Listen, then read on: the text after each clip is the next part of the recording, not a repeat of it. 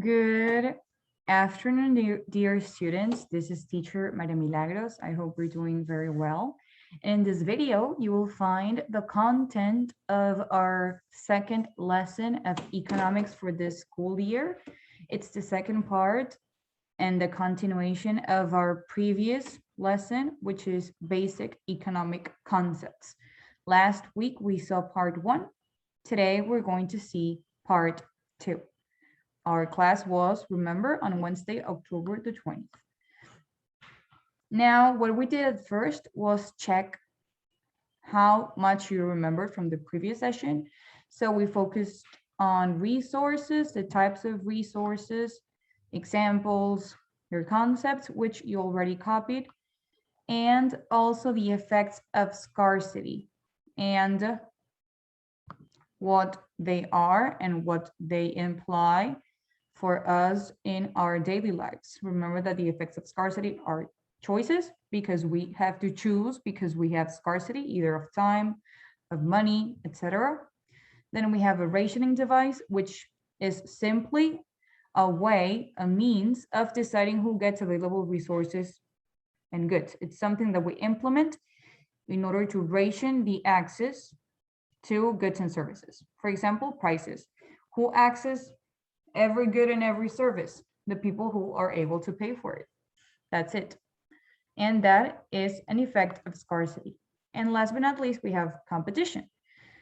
And it's two forms. First of all, we have that competition exists because we have scarcity. If we didn't have any scarcity, we wouldn't be having any competition. And then that for every rationing device, people will compete for it. So if instead of prices, let's say we said that points are our rationing device, for example, when you want to get into college in the United States or other English speaking countries, sometimes they tell you you need to take the SAT. The SAT is a type of test that measures your math and language abilities, and you get a score over 2,000 and something points. And some colleges tell you, okay, to get in, you need to have at least a certain score. I don't know, 1,800 or 2,000. That is a rationing device, and people compete in order to have as many points as they're able to get. Why? Because that rationing device limits their access to the university. So they come in many forms, many shapes, many sizes, but still people compete for it. That's the important thing. Then what we will do, or what we did in class, was finishing the explanation of the key economic concepts that we're going to introduce our subject with. The first was opportunity cost. We already met opportunity cost last year when we were working with the PACE decision making guide. Some of you remember, some of you didn't. That's normal. But this is the concept. Remember that so far we have said that people must make choices because scarcity exists. Sorry for the background noise, by the way. So we are obligated to choose because we have scarcity. Therefore, we need to choose which ones we will satisfy and which we will not, because we're not able to have enough resources to cover all wants and all needs. Then when you make this choice, of course, there is a top choice, like in the first place, that is the one you chose. And then comes second, third, fourth place of those alternatives that you didn't choose, right? So the most highly valued opportunity or alternative that you didn't pick when you made a choice, that means the one you had in second place, is known as opportunity cost. So each time you make a choice, you will have a opportunity cost.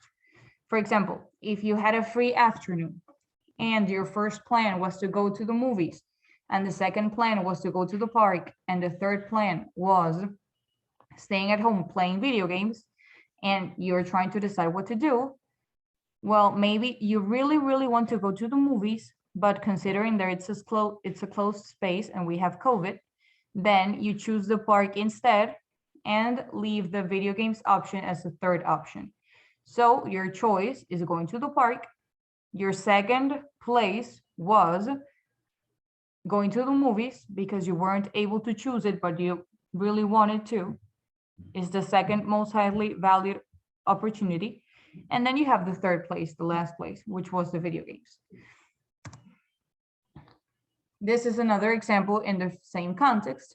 Imagine that you have a free afternoon or a free weekend and you decide to plan a pool party with your friends. That is your choice. But before arriving to that choice, you had other options like watching television, writing text messages to a friend, taking a nap, ordering pizza and staying at home and eat pizza, read a novel, etc. And between all these options, the ones you really liked were planning a pool party and reading a novel, but you had to choose. And at the end of the day, you chose the pool party. Your second best option, your second place alternative was reading a novel, but you decided for the pool party. What's the opportunity cost? Well, your second best option, the one that is in second place. So reading your novel is your second best option, and that is your opportunity cost. Then we have another set, it's another concept based on opportunity cost. Economists believe that a change in opportunity cost can change a person's behavior. That means if you modify that second best alternative for something that is more appealing, that can create a change in the person's behavior. So imagine, for example, and this happens a lot in college, you have a student called Brian, and he attends classes every single day. He's there Monday, Tuesday, Wednesday, Thursday, Friday in college, studying to become whatever he wants to become. So every time he chooses to go to class, he gives up something else. He gives up the opportunity to do something else. For example, he loses the chance of having a job that pays him $15 an hour. Why? Because if he is in class all day, every day, he is not able to work. He's already doing something with his time and he's losing the opportunity of working. So for each hour that Ryan spends in class, he is losing $15.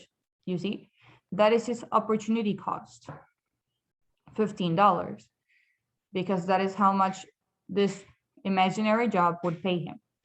However, what would happen if we raise the opportunity cost of attending class? Instead of it being $15, we offer Ryan 70 to skip his economics class. We tell him one day, hey, Ryan, if you skip today's class, I'm going to give you $70. It is way more than the 15 that he's already losing by not working. So he knows, he is aware that if he attends his economic class, he will lose $70. What will Ryan do? And we had a very interesting discussion in class. But the conclusion here is that an economist would say, okay, this person will evaluate the costs and benefits of going to class. Remember, costs, the negative, benefits, positive, of going to class. If he thinks that the $70 are worth more than the benefits he gets from the class, he will change his behavior. So he will choose the $70 over going to class. Maybe he won't. Maybe he will say, no, you know, this professor is really hard, or the subject is really hard and I need to keep up with the course, or the class is very interesting, I really don't want to miss it, or I need this knowledge for my future job, so thank you, but I will pass. That can happen if he thinks the benefits are higher or more valuable than the $70. But probably, since we're changing the opportunity cost for something that is more appealing, that is higher, maybe there will be a change in Ryan's behavior and he will choose the $70 over going to class. Then we had this exercise to find economics in our daily lives. We have John, who is also a college student and is often a few minutes late to his biology class. The class starts at 10 a.m., but John usually walks into the class at 10:03, so 3 minutes late. The instructor, that means the professor, has asked John to be on time, but John usually excuses his behavior by saying that the traffic getting to college was bad, or that his alarm didn't go off at the right time, or that something else happened to delay him. One thing that the instructor sees, though, is that John is never late when it comes to test day. That means the day he needs to take a test. He is usually in class even a few minutes before the test begins. So where is the economics? I challenge you to pause this video and think about it for a few minutes, and then you can resume it so that you know the answer. If you have done your thinking process and you have related it to what we just said, we mentioned that we would expect behavior to change as the opportunity cost changes. So in here, see that it is the opportunity cost that changes. When a test is being given in class, the opportunity cost of being late to class is higher than when a test is not being given and the instructor is simply lecturing. That means that he loses more if he arrives late on a normal day, he just misses a few minutes, than if he arrives late on a test day. Why? Because if he arrives late on a test day, then he will have less time to complete the test, and that can affect his grade, and that can affect if he passes the course or not. So the higher the opportunity cost of being late to class is, the less likely it is that John will be late because he has more to lose. That is changing the opportunity cost. You have the same situation, which is getting to class late. However, when it is lecture day, it is less dangerous to miss it than if it were a test. And that is how we change behavior with the change of the opportunity cost. Then we had this seemingly unrelated question, which is, if we could eliminate air pollution completely, should we do it? Why? Of course, many said yes. Others said no, because it would imply changing a lot of things and closing factories and having hybrid cars, etc. And that was the point. Because if you get such a general question that you think it's going to bring a lot of benefits, then you're going to say yes. Why? Because you're focusing on the benefits of eliminating air pollution. We have a lot of pollution around the world that is not only dangerous for us as human beings, that we would be healthier without it, but we are also affecting the atmosphere, we're affecting the animals, the plants, the ecosystems. So if you're focusing on the benefits, you're going to say yes. However, what happens when you consider the costs of this decision? For example, to eliminate air pollution, we would need to buy different types of cars, like hybrid cars or electric cars. Can every car owner on the planet afford that? Well, no, unless the government pays for it. And of course, governments do not have money to afford this kind of thing. We would need to change the entire operating systems of thousands of factories, machinery, so as to not pollute the air with the gases that they expel. So the costs will be huge. We're talking about billions and billions and billions of dollars. So in here, you would have to measure the benefits against the costs. And you see that benefits rarely come without costs. Every good thing implies costs generally. So we need to be aware of that, benefits and costs. This was essentially it. And with this, we're going to close our session of today. What do you have to do? Copy in your notebook all the slides identified with the blue or orange moon, which are 10, 11, 13, 14, 15, and 17. Then remember you have a glossary project due on Wednesday, you need to start working on the glossary with your groups that you already chose because I asked you to do that last week. And in class, we worked in Zoom rooms, but that is due on Wednesday. So you have a few days still to complete the assignment in your group. Thank you so much for your attention. Remember to review and to have the material up to date in your notebook so that everything can flow smoothly.